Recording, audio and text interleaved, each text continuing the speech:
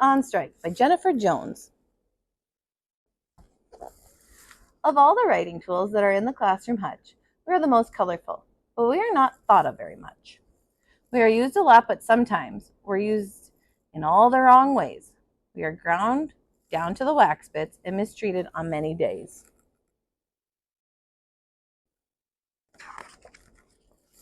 Some children don't think twice when they reach out for red.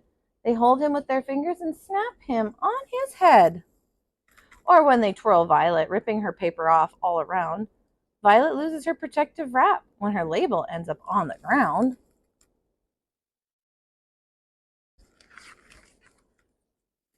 But Blue may have the worst of all, because often he's broken apart into tiny bits. He's sprinkled across the chair on which everyone sits. Can you imagine what it feels like to be sat on, crushed, or smushed, to be treated in a way that is hurtful and unjust?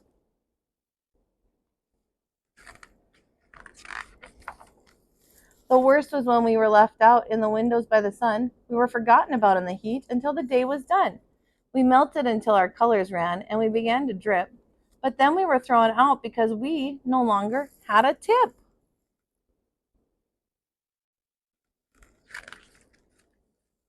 That's right, the dullest of the crayons were tossed quickly in the trash, unless, of course, the kids had other plans, like to break us into a mash. Magenta was always crumbled, his tiny pieces all over the desk. This was no way to use us crayons. It was simply just a mess.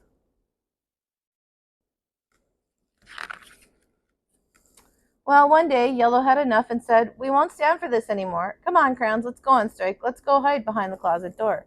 The children were at lunch, so we had to swiftly act. They would return from the cafeteria and find us missing from the class.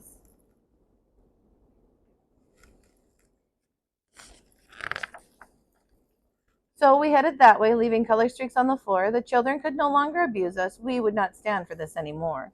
Sure, they would see the colors leading to our hiding spot, but we would not tolerate it any longer. No, we decided we would not. The kids returned from lunch and were assigned a coloring task. "Which colors will you use?" the teacher asked the class. The students had to draw their families using as many colors as they could find. Each was given a blank sheet with nothing, not even dots or lines.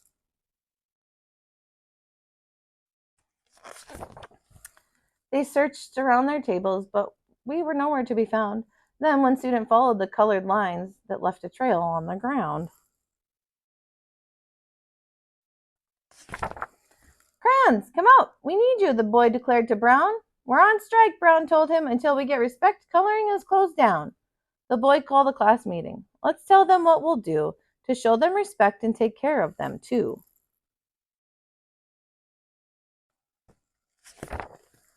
"Please come back, crayons. Please come back to stay. We've learned our lesson. Let's start a new day. We'll make our classroom a total respectful zone. We'll treat our tools with care so you will feel right at home.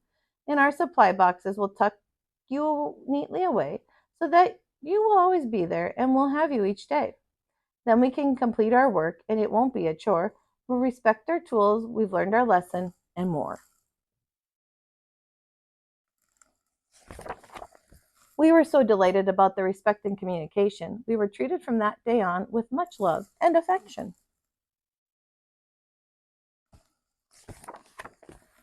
We helped the children with their projects just like we always do. In the end, they marveled at all the colors, and we were proud of their artwork, too.